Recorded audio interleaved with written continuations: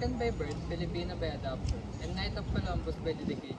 He was 80 years of age, 62 years of Jesus, 49 years of a priest, 39 years of chaplain of Manila, consider, and 30 years head of the Knights of Columbus in the Philippines, 44 years a resident in the Philippines.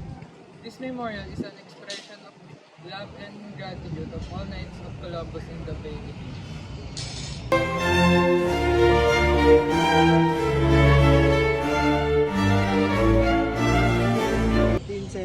2021, established on May 28, 1871, by decree of the Superior Gobierno de Filipinas, the Faculty of Medicine and Surgery of the University of Santo Tomas.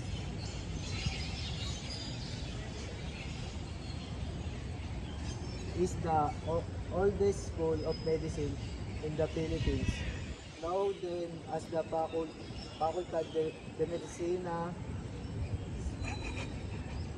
Cirugía. It was originally located in Intramuros and was transferred to its present location in Sampaloc in 1945. 150 years on, the faculty has grown into the biggest institution of higher learning in medicine in the country.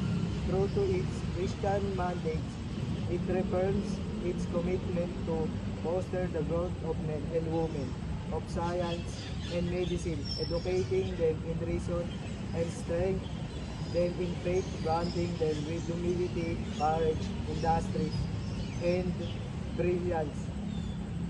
In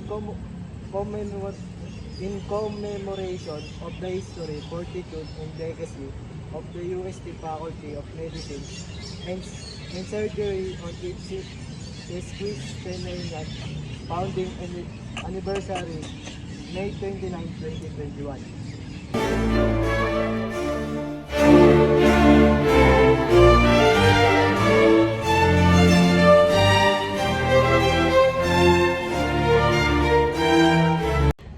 Memorare Manila 1945. This memorial is dedicated to all those innocent victims of war.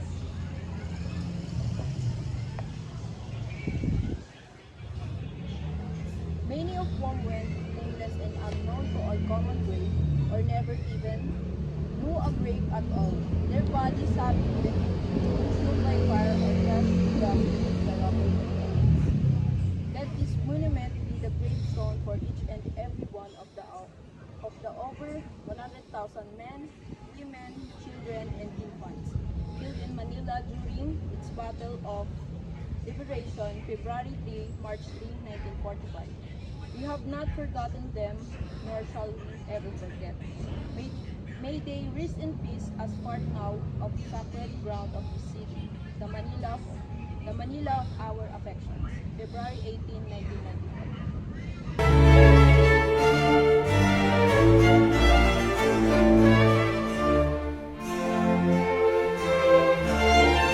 Sa kanyang katangi-tangi pagkilala sa halaga ng ating mga yamang pangkalikasan at pangkalinangan, pinagdaan ng kagalang-galang ng Pangulong Gustavo B. Macapagal ng ikat-40 ng Enero 1960, Executive Order No. 30 upang itatag ang pambansang grupo sa pagpapaunlad ng mga liwasan, National Parks Development Committee o NPDC, na siyang mangangasiwa sa pagdililang ng Rizal Park, Quezon Memorial Circle, at ilan pa nating pambansang liwasan.